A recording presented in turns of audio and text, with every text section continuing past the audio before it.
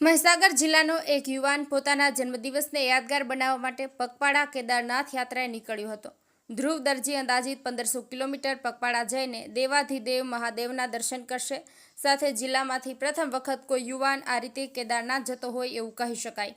મહીસાગર જિલ્લાના લુણાવાડા ખાતે રહેતા ધ્રુવ દરજી જન્મદિવસની યાદગાર બનાવવા માટે કેદારનાથ પગપાળા જવાનું નક્કી કર્યું હતું, જેથી તે લુણેશ્વર મહાદેવની પૂજા કરીને અમરનાથ યાત્રા જવા માટે નીકળ્યો હતો। આ મહાદેવ ભક્ત ધ્રુવ દરજી દિવસના 30 કિલોમીટર ચાલતો હોવા સાથે જ લુણાવાડાથી અમરનાથ ધામ 1500 કિલોમીટર હોવાથી તેને ત્યાં પહોંચતા 2 મહિના જેટલો સમય લાગશે। સાથે જ રસ્તામાં આવતા વિવિધ મંદિરોમાં પણ ધ્રુવ દર્શન કરી બાદ તે આગળની યાત્રાઓ નીકળતો હોય છે। હાલ તો ધ્રુવ દરજી દેવાધિદેવ મહાદેવની ભક્તિ સાથે કેદારનાથ ધામ તરફ પ્રયાણ કરી રહ્યો છે। ચોમાસાની ઋતુ હોવા છતાં ધ્રુવ દરજી પગપાળા કેદારનાથ જતો હોવાથી ઘણા બધા શિવભક્તો ઊભા રહીને તેને મળતા પણ હોય છે। મહીસાગર જિલ્લામાંથી પ્રથમ વખત કેદારનાથ યાત્રાએ પગપાળા આ યુવાન જઈ રહ્યો હોય એવું કહી શકાય તો નવાઈ નહીં। અનિકેત જોશી, મહીસાગર।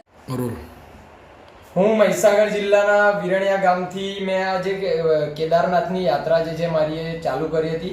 મારા જન્મદિવસે 15/6/2003 મારો જન્મદિવસ છે, તો મેં 15 જૂન 2025ના રોજ આ મારી યાત્રા ચાલુ કરી હતી। એ 14 જૂને રાત્રે 12 વાગ્યા પછી 2 વાગ્યા ત્યારે મને એકદમ વિચાર આવ્યો કે મારે ચાલીને કેદારનાથ જવું છે। તો હું એ દિવસે લગભગ અડધો કલાકથી 45 મિનિટની અંદર મેં મારું બેગ પેક કરીને નીકળી ગયો હતો અને 15 થી 20 કિલોમીટર ચાલ્યા પછી હું લુણાવાડાથી મોડાસા માલપુર રોકાયો હતો। માલપુર બાદ હું મોડાસા રોકાયો હતો અને ત્યારબાદ હાલ હું ટીટોઈ ખાતે છું। ટીટોઈ ખાતે શામળાજી હાઈવે પર મેં સ્ટે લીધો છે। ત્યાં મને એક પેટ્રોલ પંપના ઓનર છે, એમણે થોડોક સ્ટે માટે મદદ કરી હતી અને હવે હું આગળ ટીટોઈથી શામળાજી જઈશ। શામળાજીથી આગળ જે બિછવાડા છે ત્યાં થઈને ઉદયપુર, જયપુર, દિલ્હી થઈને કેદારનાથ તરફ જઈશ।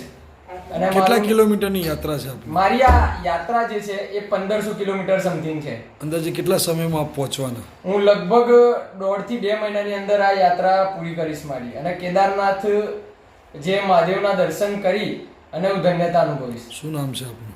ધ્રુવ દરજી।